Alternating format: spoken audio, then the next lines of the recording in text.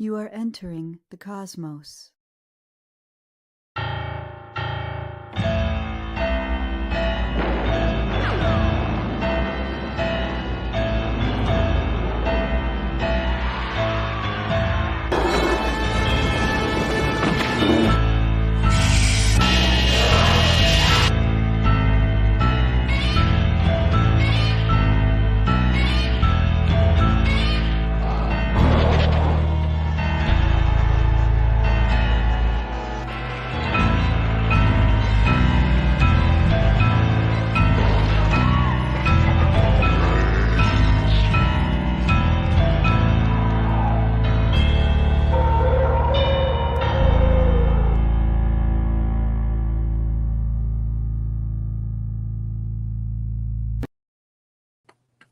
Oh, little peach tea belch there.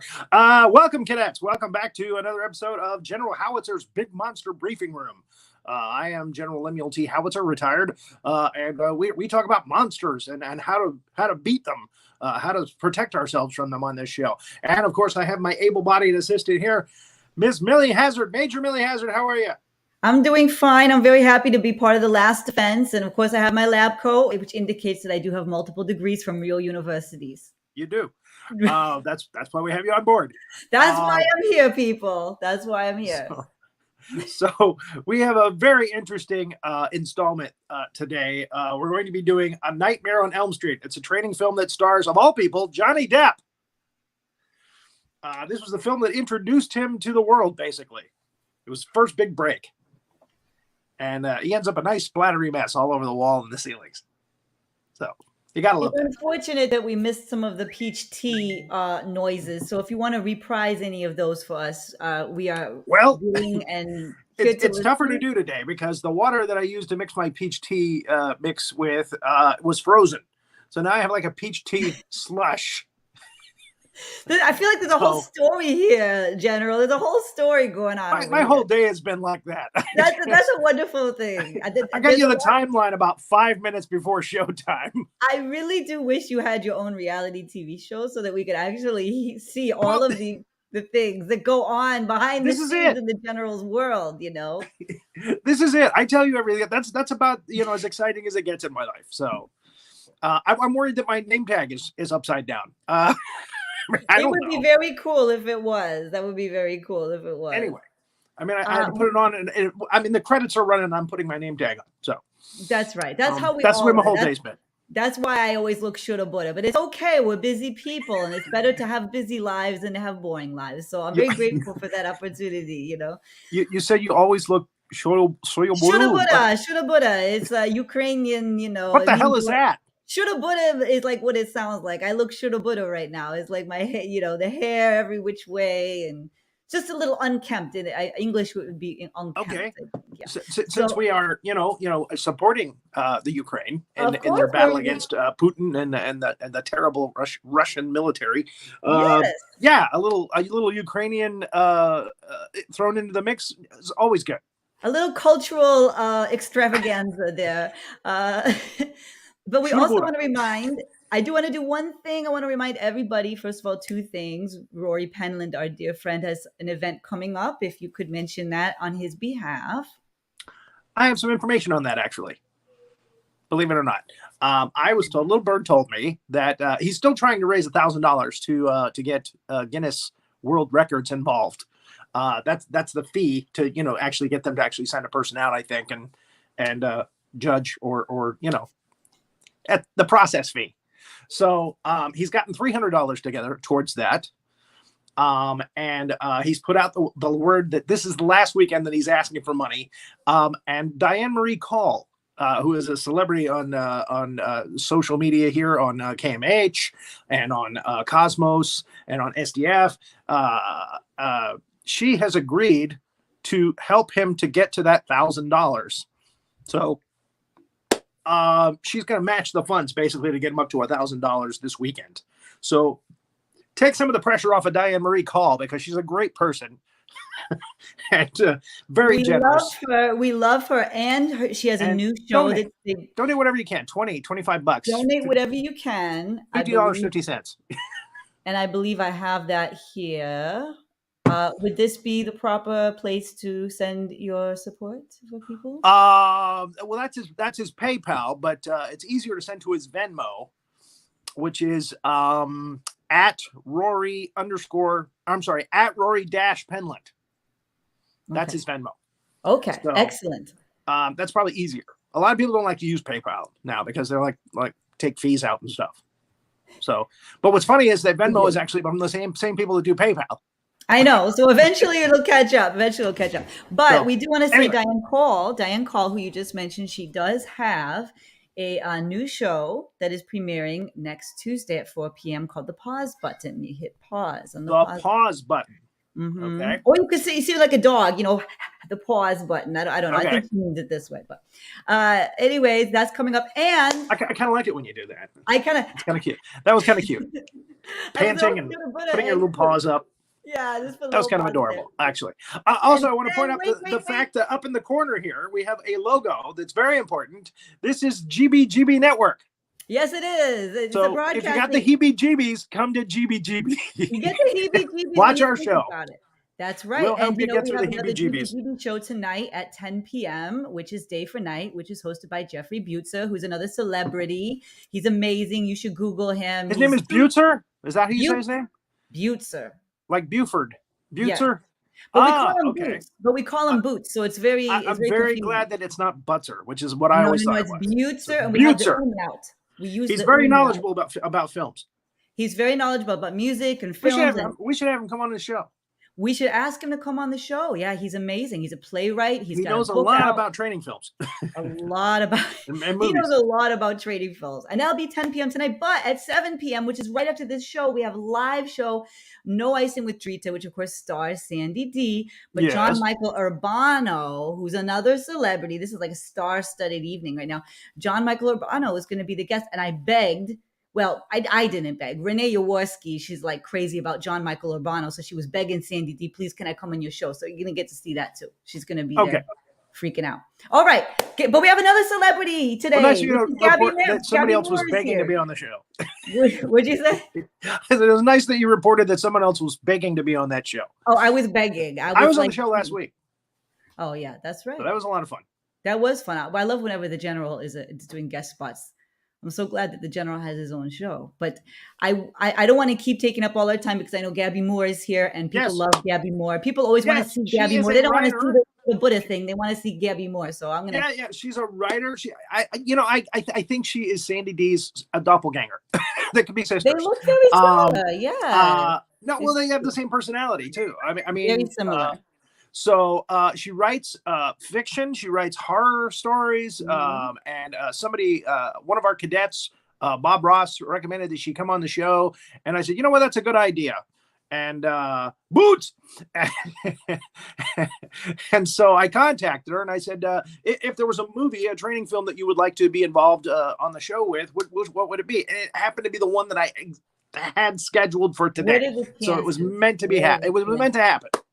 So there it is. There, Venmo. Thank you.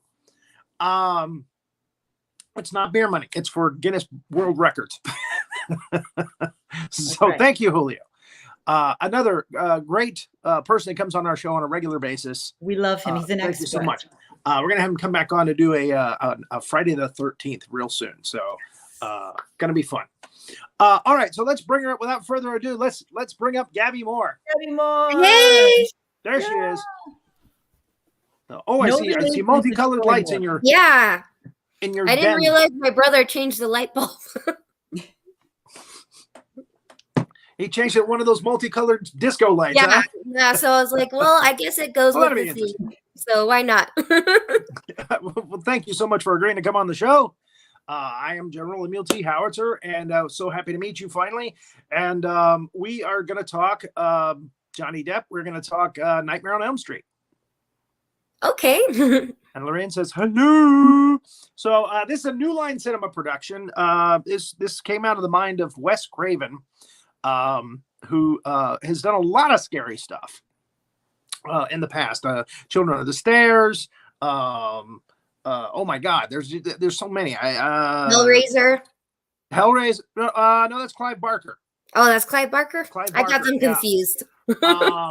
The Hills Have Eyes. That's another Wes Craven. He's done a lot of horror in his time. And this is his crown jewel. I mean, this was the best concept that I think he ever came up with. And when we start the movie with Freddy Krueger making the famous glove that we know. One thing that I noticed about this film that, and I'll point it out a little later, I always thought that Freddy Krueger had a sweater that was red and green striped all over it. But actually in this movie, the first one, there's only green stripes on the sweater around his torso, not on the arms.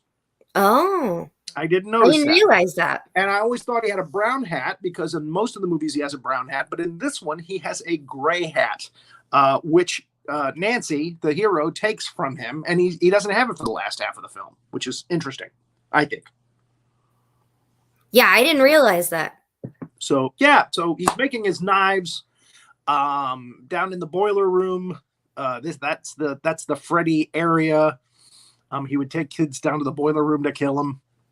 And then we get the title card, and right into a dream from Tina. Tina is the first victim, and there she is. That's actress Amanda Wyss, W-Y-S-S. And again, a lot of the little details make this film very scary. Like there's a lamb that for no reason just runs across the hall there. For no reason at all. It just there to freak you out. So she finds herself down in the boiler room, running from Freddy. Can you see the timeline okay?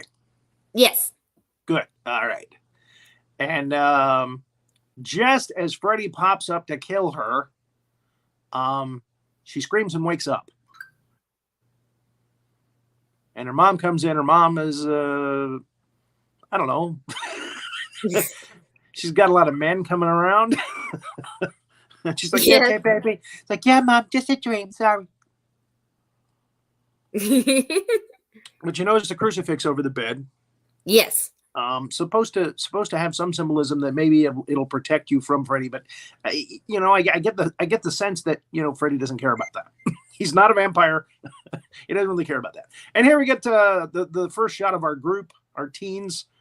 You first see Johnny. And you first see Johnny. And it says in the credits, introducing Johnny Depp. So this was the one that really kind of started it all. I think he was doing 21 Jump Street at the time. But this was his first movie, I think. Or maybe as like a main role. I should have double-checked that. Hey, Hazzard, can you go on IMDb and make sure this is his first movie so I don't embarrass myself here? I'm going to look it up right now. Can you do that? Thank you. Of course. My able-bodied assistant. Yes. Proud to serve. Very proud to serve. Okay, so they're talking about their dreams. They're having nightmares at school. And then that night, they're at Tina's house. Tina's mom is out with a gentleman.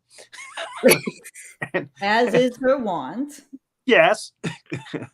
I think it was, I think it's because I say it with that tone because the greasy guy that comes into the room at the beginning of the film when she wakes up, he just looks kind of sleazy. I don't know.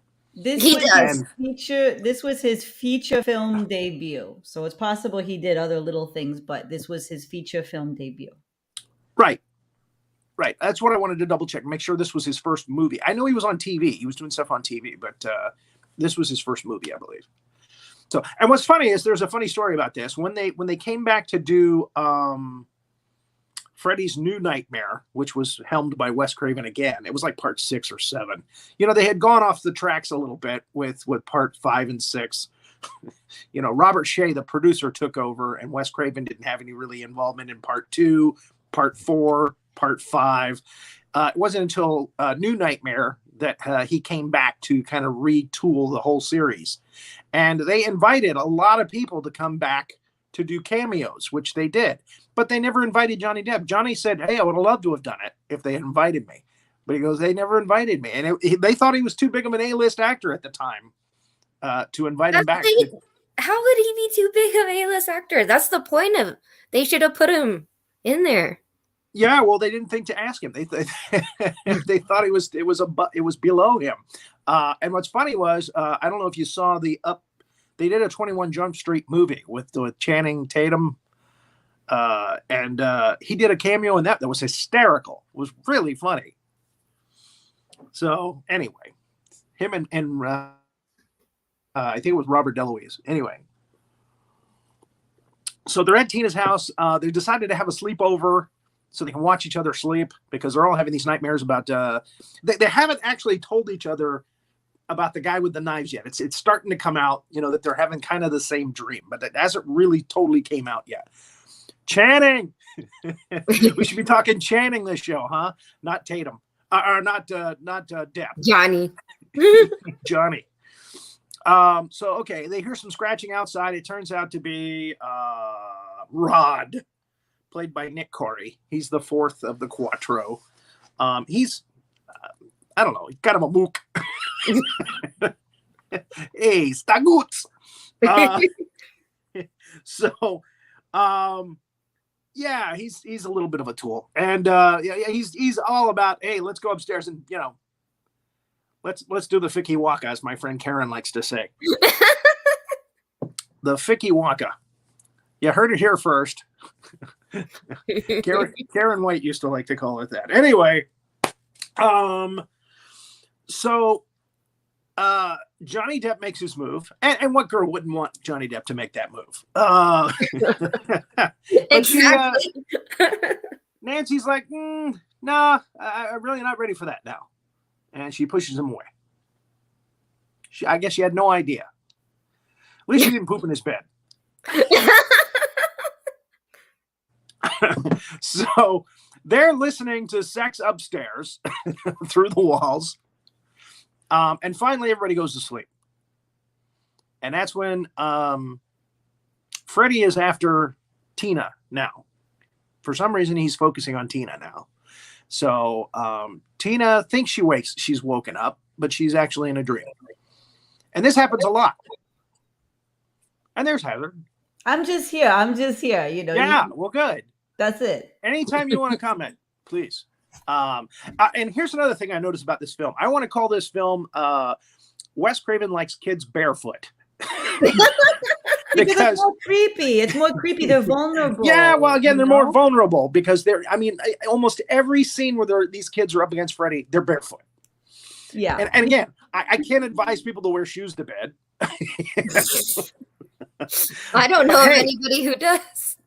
But hey, we find out in part 3, which was also helmed by Wes Craven, is probably the second best movie in the series, that you can control your side of the dream world if you train yourself.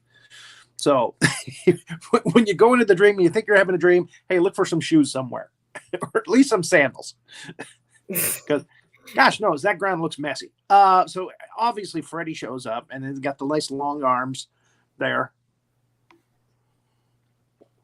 And he does all of his creepy Freddy stuff. They couldn't have picked a better guy to play this character. I mean, Robert Englund definitely perfect for the role. He really chewed up the scenery.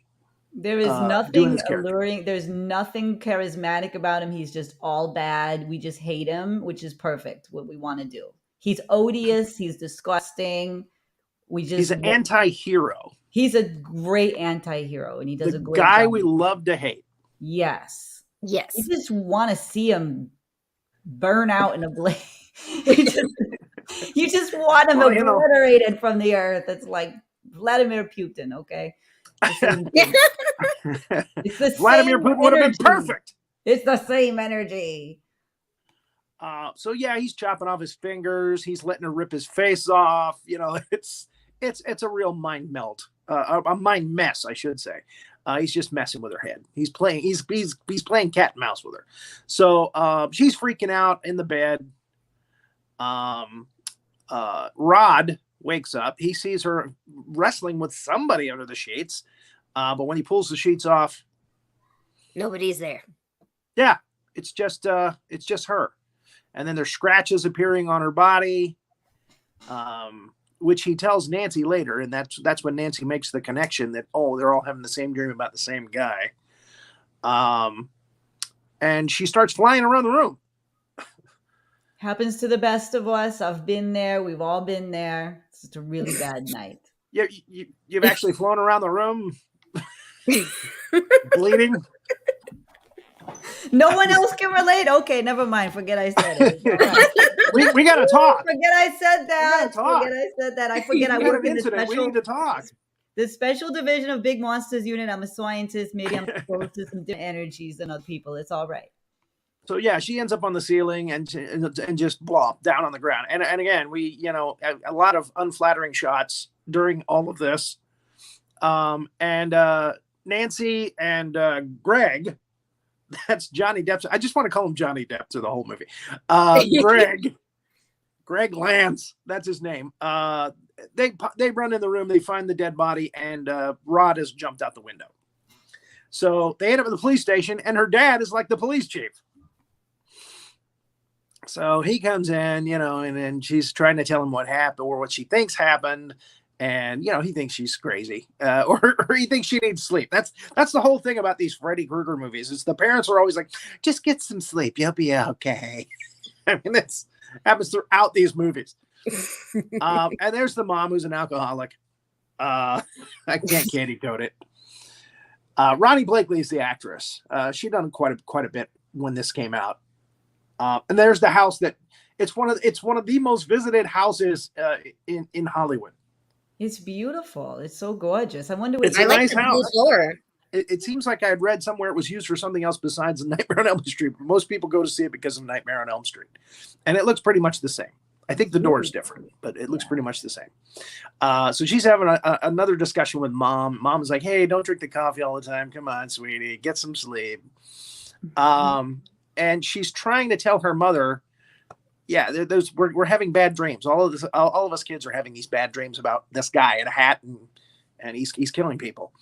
And her mom's starting to get the clue that it might be Freddy Krueger, which they only call Fred Krueger in this movie, by the way. They don't call him Freddy until the second movie. Oh, I didn't even realize that. They call him Fred Krueger in this. So she is pulled into the bushes across the street from her house by Rod, and her dad is waiting. They used her as bait. He figured that Rod was going to come see her. So she's very upset. You used me, Dad. Oh, this is John Saxon, by the way, a famous actor. He was in, Enter the Dragon with Bruce Lee, and he's done a lot of movies, actually. He's done a lot of TV as well. And the toupee looks nice. And Rod is barefoot. That hot pavement must have been murder on this kid's feet when he did this scene. Oh, for sure. Oh man. Hollywood asphalt must be hot. It's like, so what happens to your shoes? Go to school, Nancy. So she goes to school. The teacher in this, I think, is the producer's wife. Because her last name is the same name, Shay. Don't know for sure. Haven't checked that. But she gets a visit when she falls asleep. A visit from her friend Tina, who's in a body bag. Yeah, John Saxon is very good in this. He's good in these movies. I've heard stories that he's not the easiest guy to work with, but there were no bad stories from the cast or crew on this. And he seemed to be enjoying himself. So Nancy follows the body bag out into the hall. And that, of course, leads her around the corner and into a hall monitor who she bumps into. But the hall monitor has the Freddy Krueger sweater on. So if you didn't know, and it actually says hall guard on her name tag. And when she turns around, she pulls the glove out. You need a pass to go to the hall. So obviously this leads her down into, guess where? Freddy Krueger's Freddy Krueger's boiler room. And there he is waiting for her. So now Nancy's basically his next target. He's gotten Tina, so now Nancy's the next Elm Street kid that he's after. This is why we don't go into boiler rooms. I think everyone from my generation, we just know not to do that, or at least you got to go in a group. Because this is going to happen. Scary. Let's just be honest. This is going to happen if you go in the boiler room. So. Well, and I always wonder why Freddy hangs out in the boiler room, because his weakness is fire. He's know, not this intelligent. is well explained later in the general. film. He's not operating on all cylinders. Okay, the man has some Well, problems. that's true. He has some problems. That's obvious. I also feel that he indulges in self-sabotage. I feel like there's some self-loathing here. He has some psychological issues. Self-loathing. I feel like he kills children. He deliberately wants himself to be set ablaze. I really do think that. Well, that is an interesting hypothesis. Yeah. That is an interesting hypothesis. We got to get all right. Freudian on him here. He's a complicated man. So he's very happy to have Nancy down there, and she takes control, wakes herself up by burning her arm on a steam pipe there. And that wakes her up in the classroom. And of course, she wakes up freaking out completely. Excuse me, a little peach burp. That's why we tune in. That's why we're here, General. You want those noises. You want those peach burps. And okay, I got a question for you on this slide here. There's Fred. Fred, we got to get you on the show soon. We might end up doing Monty Python and the Holy Grail on this show. A lot of scary characters in that movie. The bunny. The monster at the end that kills the animator. There's a lot of weird stuff in that movie. The bridge keeper is very scary. Okay, these kids in this picture, how many do you think have already graduated college? They're high school kids. Just a question. Just a question. They always cast them so old into the 30s. Yeah. You know, it's like, The guy up front looks like he's 35. I feel like nobody wants to deal with a teenage actress, or an actor, but well, Harvey Weinstein did back in the day, but back in this that's a day, different actually. story, but it does intersect with our storyline here, actually. So yeah, another bad guy. But yeah, well, and again, Depp looks fairly young in this, and Heather Langenkamp looks very young in this. Amanda Weiss, okay, a little iffy, but He looks 20s. and Nick Corey, little older than 18, but yeah, those kids, wow. How do we get in the college classroom?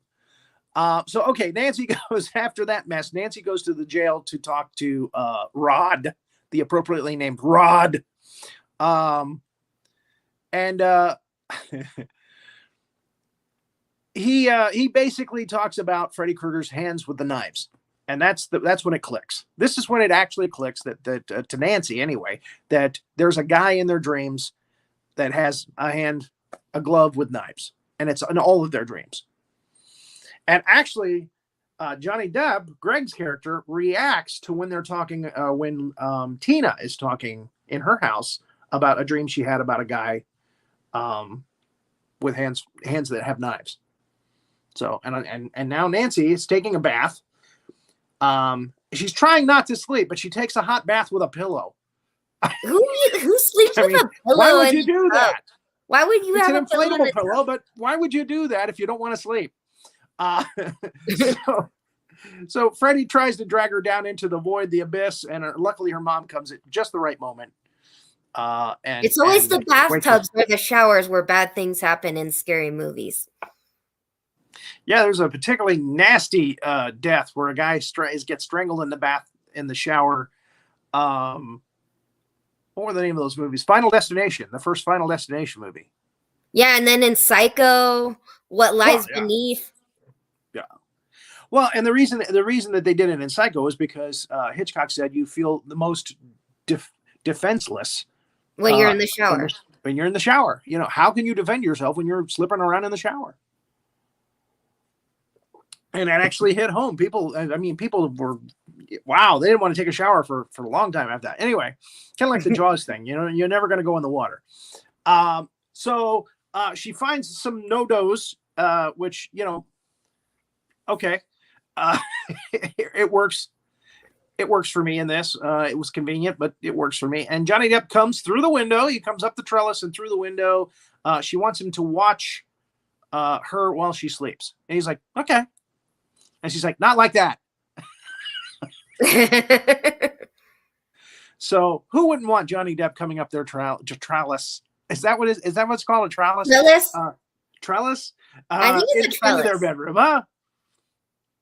I know I would. So There you go. So now she goes to sleep, and she's out there in Freddy land, obviously, barefoot. she goes over to the jail in her dream to see Rod, to see how he's doing.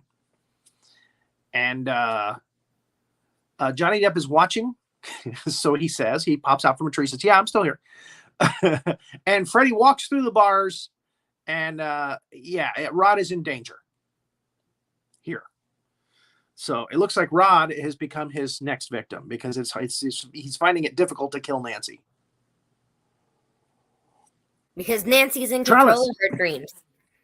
By the way, it is a trellis with roses on it. So to climb that, and again, Nancy's rolling around on that later in the film when Freddy again attacks her in the real world later. There's a lot of thorns. Yeah, ouch. Yeah, so, that would hurt. Johnny was not barefoot when he went up that trellis. So she's calling out to Glenn. Glenn, oh my God, you went to sleep. Freddy's getting closer to Rod. She runs back to her house. Freddy decides to chase her now. Well, he could kill Rod, but he's decided to leave Rod for now, and he's chasing her back to her house.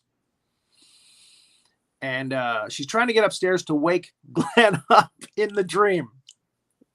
I don't know the logic, but and we know she's still in the dream because her staircase has become goopy, and she can't, her feet are going right through the and she's floor. Barefoot. And she's barefoot. So she's got goopy feet now. And Freddy attacks her in the room. And luckily, the alarm goes off. She'd set an alarm. There he is attacking her in her bed. And here's another thing. This is the kind of detail that makes Wes Craven's movies fun.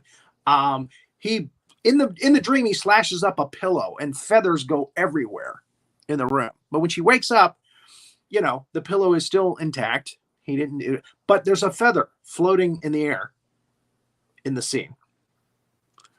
So it just kind of plays with your head. So there's Glenn asleep. Bad boy.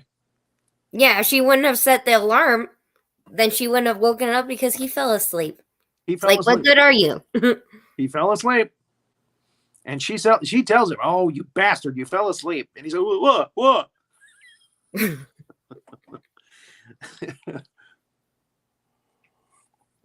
I should cut your finger off. No, don't go there. Don't go there. So then the mother calls out. So she's like, "Okay, go down the trellis."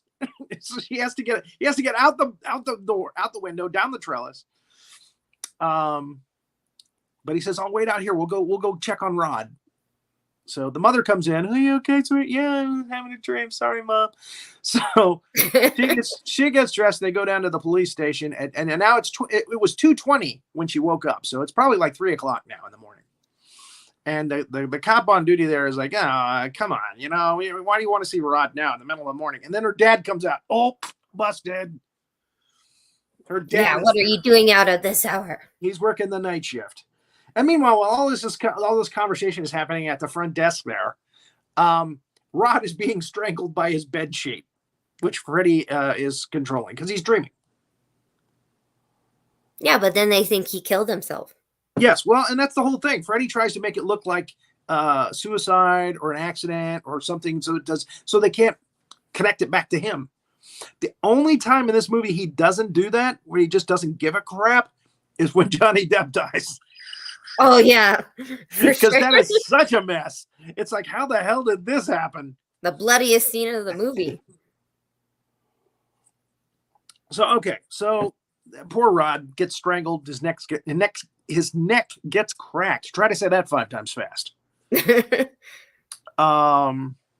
Right there in the cell. And they come in right when it happens. When the neck goes. They're witness to that. So, yeah, it looks like he hung himself in his jail cell. And again, the daughter's telling the father, "Dad, it was the guy with the hands with the knives." He's not listening. Of course not. Come on, he's dead. So no, actually, she doesn't do that until this scene. I'm sorry, I apologize. They're at Rod's funeral, And they get a great look from the father to John Saxon, who is the police guy that was supposed to be protecting his son in jail. In any case, that's when she tells him it's Fred Krueger. Waterbeds turning people into fountains of blood. Actually, it was a regular bed in this movie, although Freddy did kill somebody in a waterbed, I think in part 4. I think it was. So, and her mom takes her to the Katya Institute. I have a friend named Katya. She lives in Gainesville area. So I like to mention my friends. Anyway, the Katya Institute for Dream Studies. Uh-oh. Mom, what are you doing? This is not good, Mom. So they wire her up, and here we have an interesting cameo. A couple of interesting cameos. The nurse in this film, her last name, the actress's last name is Craven. So I'm wondering if it's a daughter or maybe even a wife, you know. And the doctor is actually comedian Charles Fleischer, who is a brilliant, not just a brilliant comedian, but he has the mind of a scientist. If you look him up on YouTube, you'll find videos of him doing amazing shows where he's talking about science and physics, and he's a unbelievably brilliant, talented guy. Also, the voice of Roger Rabbit. Yes, thank you, Julia. Oh, I didn't know that. Yes. Yes, he does, Roger, you know. So there it is. He is the original voice of Roger Rabbit, and he insisted on being given a Roger Rabbit costume whenever he was doing his voiceovers for the movie. Oh wow, that's cool. So he wore Roger Rabbit ears, and he also had a red tie, jumpsuit. Not jumpsuit. What do they call those? Overalls. And he wore the gloves too when he was doing his voiceover. He wanted to be in total character. So Nancy is in REM state now. The needle's starting to move. He says she'll probably top out at about 10. That's normal for everybody. She goes up to 15 right away, then 20, then 30. So she's having a bad nightmare. So they go and wake her up. And not only is her arm injured, it's got slash marks on it, but slash marks. There we go. Very nasty. She also pulls out a hat. How did you get that under your blanket? She pulls out his gray hat. This is Fred Krueger's hat. His name is even in it, Fred Krueger, which she tells her mom the next day when they're fighting in the kitchen about Fred Krueger. Did a dream do this, Mom? Did a dream? I got a hat out of the dream, Mom. Come on. It's Fred Krueger. So this spot is probably a well-visited spot in Hollywood, in LA.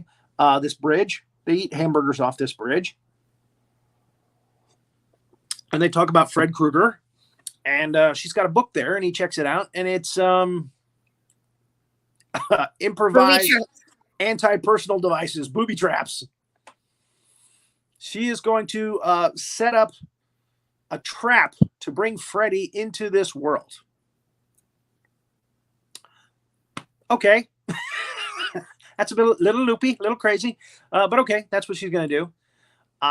So she talks to her mom, and her mom takes her down to downstairs in the basement and shows her that she killed Freddy Krueger. They got his glove. They burned him up, the parents, because he was killing kids. A technicality got him off legally, and the parents took him and burned him. In the boiler room? I guess so. That's what I'm guessing. So she calls her boyfriend, says, "Don't go to sleep. Whatever you do, don't go to sleep. Stay awake." And she tells her mom, "Yeah, Mom, I'm tired. I'm going to get some sleep." Her mom takes out, get this, a coffee pot and 3 coffee mugs. Completely cleans out the room of coffee paraphernalia. And of course, Nancy turns around and she's got another coffee pot and mug underneath her dresser there, or her little nightstand. She's got one tucked away. So she's a smart kid. Okay, now this is funny. These are Greg's parents. I'm thinking he's adopted. Okay. Because he certainly doesn't look like these two. He is much too pretty for these two parents. So, And Nancy gets a phone call, and she's dreaming, obviously, because it's Freddy's tongue. He's like, I'm your boyfriend now. Rory Penland did an impression of Freddy Krueger the other day, and a lot of people ditched him, saying it sounded like Yoda. Anyway, just sharing that. He talked to me about that. So anyway, what's happening here? I don't know. Let's move on to the next slide. Oh, this is where Johnny Depp gets pulled into his bed. He falls asleep, and he gets pulled into his bed. And not only does he get pulled into bed, he's got his TV on his stomach. That gets pulled in his bed. The record player is attached to his headphones. That gets pulled into the bed. Everything that he's gets sucked into the bed. Gets sucked into a vortex there in the middle of his bed. And then we have a nice little geyser of his blood and guts coming out of the bed, which is, delightful. The goriest part of the movie. Yeah, and it just collects up on the ceiling. So, and then his mom comes in conveniently at that time. And of course, she's totally freaked out about it. Why not? So I'll call the police. So the police are there, and now you can see the lights from his bedroom coming through the window there, but there's no red on the windows. You would think that the blood would be all over the windows. Anyway, that's just a technicality on my part. I'm splitting hairs. But there's a nice, again, little details that Wes Craven puts in. A bucket on the ground floor, nice red spot from the ceiling. So there's blood dripping through the roof, through the ceiling onto the first floor. Nancy talks to her dad, says, "It's Fred Krueger, Dad. I'm going to catch him. Come and meet me in 20 minutes at the house, and I'll have him for you." And he's like, "Yeah, honey, whatever. Get some sleep, honey. Yeah." This is what all the parents say in this. It's like, sure you are, honey. So they filmed that upside down room. Yeah, you're right. They obviously filmed that in an upside down room. Yeah. In the music video. Can we go back to that for just a second? We got some time. Can we go back to that for just a second? Johnny Depp's room. Because I want to show you what's on the walls, or I want to tell you what's on the walls. It's interesting. He likes dinosaurs, Glenn. He has a picture of a Native American Indian on his wall. He has a book, a travel book, Interesting Places, which changes, actually. The book changes for this. When they're doing the gory part, there's a different book there. What other posters and stuff does he have on his wall? And also in her room, she's got a picture of Johnny Depp, which is interesting. Like one of his publicity shots when he was young, when he was a kid. Looks like he's boxing or something. Nice little detail there. Okay, so anyway, I've told you basically what's in there. So, yeah, her dad is like, "Yeah, get some sleep, honey. That's a good idea. Yeah, honey." So she starts setting up the traps. She's got a nice little sledgehammer that's going to come down from the ceiling. She's got a little bomb that she set up in one of the lamps. Her dad goes and checks out Greg's room. And the deputy says, "The coroner's in the bathroom throwing up," which I think is a great line. It's so nasty. I know nobody just wants to deal with the mess. Nancy puts her mom to bed upstairs where she belongs. She was sleeping on the sofa drunk. So, and it's time to go to sleep. Wow, you can't even see that. It's so dark. That's Nancy's, a close-up of Nancy going to sleep. So she wakes up and she goes down into the basement to get the Freddy Krueger glove that her mom showed her. And she finds a kind of a doorway in the wall to Freddy's boiler room because she's dreaming. That's an interesting thing on the wall. It was like foxes and dogs. Yeah. Yeah, she's got a nice little kind of Muppet thing on her bed, too, that's kind of interesting. Anyway, whoever did the sets had a flair. So, and again, the boiler room is a nice set. I think it's a real boiler room somewhere, and obviously. And, it brings a lot of value to the training film. So Freddy's down there waiting for her. But then all of a sudden she wakes up, she's in front of her house again. The alarm has gone off, or so she thinks. And And again, she was wrestling with Freddy. So did she wake up? Did she not wake up? This is what they keep the audience guessing at. And Freddy attacks her in front of her house. They end up rolling around on the trellis. Dogs playing pool tapestry, every home in the 80s. Funny. Then she wakes up again in her room, and Johnny Depp is asleep next to her bed. Johnny Depp is dead. She wakes up again. We don't know if she's woken up or not at this point, because she's woken up a couple of times. And then Freddy attacks her in the room. So again, is this the real world? Did she pull him into the real world? We don't know. We never really totally understand if that's the truth or not, but he's there. Yeah. So she puts him through the traps, through the gauntlet. It becomes, Home Alone 2 or Home Alone. And he gets hit in the nads with a giant sledgehammer. So if it is the real world, I don't think he'd get up from that. I think he did not survive that. Anyway, so there it is. Boom. I thought that was dogs playing poker. Focus. So she runs downstairs, puts an umbrella through the front window of the door, and yells out to the police, "Hey, he's here. I've got him. Come." Johnny had as much blood as 3 or 4 elephants. That's a good point. That's a lot of blood. That's an excellent point. And the deputy's like, maybe I should get the sheriff on this. And she gets Freddy. He comes downstairs, and she gets him with the lamp that's down in the living room, blows him up. She goes back to the front door. "Come on, I'm not playing Mary Poppins here. He's here. Come."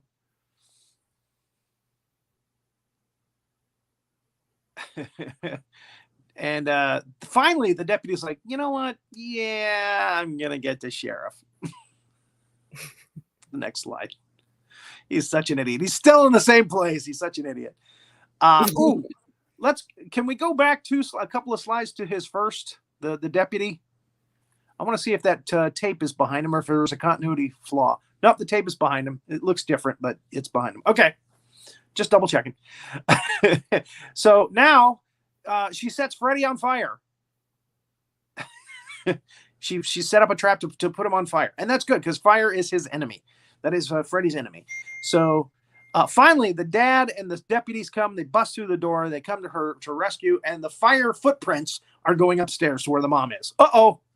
He's going after the mom. Sure enough, he's on top of the mom in her bed. He's on fire. He's wrestling around. The mom's corpse descends into the mattress. Again? Yeah, so obviously she's still dreaming. She hasn't woken up yet. That's my theory. Freddy comes up out of the bed after everybody leaves, after her father leaves. He comes up out of the bed. She's got her back turned to him. She's not going to turn to him. And Johnny Depp told her early on the bridge when they were eating the hamburgers that there was some society somewhere that if you turn your back on your nightmares and tell them that they're shit, they go away. So that's exactly what she does. She turns her back on him and says, "You're shit. And I'm taking everything back." And he disappears. And that's it. And the next thing you see, they're coming out the door, her and her mom. "Wow, it's a bright day. What a lovely day it is today." And the guys come up in Greg's car, and they all hop in. She hops in with them, I should say. And then the roof comes up and over them. And Greg says, "I didn't do that." And the roof is a red and green striped roof. She's still sleeping. So she's still in the nightmare world. She's still dreaming. What she says, though, is that the mother's dreaming. She says, "Mom, wake up, Mom." She thinks that's the mother that's dreaming, and that's what's going to do them all in, evidently. But I think she just never woke up. Before no, I don't think she woke up. I think she stayed in the dream world. So there she is calling out to her mom, "Mom, wake up, Mom." So Freddy again teases them, makes them think that they're safe and they're okay, and then hits them again. So the car drives off. We get the creepy little girls. 1, 2, Freddy coming for you. 3, 4, Freddy lock your door. 5, 6, grab your crucifix. 7, 8, never stay up late. 9, 10, never sleep back. And of course, the mother's happy. You know, she's like, oh, there's nothing wrong with that. That's not weird. And Freddy reaches out and again, red sleeve, no stripes, pulls her through the window. And I mean, it is just a heinous pull through the window there. Oh my God. And that's it. That's the end of the movie. So, thoughts, concerns? I definitely say that movie was like, I think that was the first horror movie I ever watched. I watched it at 6 years old. You were 6 when you saw this? My dad let me watch scary movies with my brothers. And I had nightmares. Well, of course. Sleep. I was like, if I go to sleep, Freddy's gonna get me. I didn't sleep for a long time after watching. Yeah, I would guess so. I was afraid that I was going to have Freddy dreams this week doing this movie, but luckily I didn't. I watched it in the daytime. The remake is horrible. Tried to do the timeline in the daytime, which put me late. But anyway, yeah. When I watch zombie movies, I usually have zombie dreams. When I watch these movies, I usually have Freddy dreams. So it happens. You know, your mind makes the connection. So. Yeah, I couldn't even hear the 1, 2 phrase coming for you. I couldn't even hear that song without freaking out when I was little. My brothers would sing it all the time to scare me. Just one of those creepy little things that Wes throws in there to mess with you. In part 3, they go to a mental institution because the kids on Elm Street are all going crazy because they're not sleeping. And Nancy comes back to help them, and she's like a therapist now or a psychiatrist now. Mm-hmm. And they mention that she killed her mother in the movie somewhere. I'm pretty sure I remember that correctly. Julio could probably correct me on that if I'm wrong. That she burned her mother up in their house, but now she's a psychiatrist. So go figure. So yeah, she tries to help the kids that are in the Elm Street cuckoo bin. I'm sorry, I shouldn't be that insensitive. Rehabilitation center. And you know, this is when we find out that you can take control of your dream world and try to master it. Dream Warriors. Yes, that's an awesome film. Again, it was Wes Craven helmed. The second one was done by Robert Shea, the producer of the first. Actually, he's the producer of all the Freddy Krueger movies. But Craven came back to direct the third one and Freddy's New Nightmare, which I think was part 7. And those are the best ones, you know, because he puts his little details and spin on it. So, well, thank you very much for coming on the show and helping us get through Nightmare on Elm Street, the original. Thank you for having me back. It's been nice to see everybody, you know. Where is my Hazard? Where did she go? I'm always a Major Hazzard. I'm always here. There's always a Major Hazzard right around the bend. Everybody stick around. We have like that background. Stick around, everybody. Thank you, Gabby. We love you, Gabby. Come on. Oh, I love you guys. Yeah. Thank you for having me. We need more Gabby time. We need some more Gabby in our life. That's true. And we'll definitely try to get Rory to book you in February for It's Casual when it comes back. Oh, definitely. And I should be working. But there's a lot of other people, a lot of other shows that would be interested, especially this time of the year, of your poetry and your prose that you write. You write some scary stuff. Oh yeah, I know. So a perfect month for that. So all right, wonderful. Again, we'll try to talk to Rory Penland and have you on Painting with Rory. That's a fun show. I would love to. Trivia and art. And again, you and Sandy together. Oh my God, it'd be like the Bobbsey twins. Insane. Sky's the limit. All right, wonderful. Thank you for having me. Thank you. No Icing and Pizza starts right now. Stick around. No Icing Pizza. Bye, everybody. All right, bye.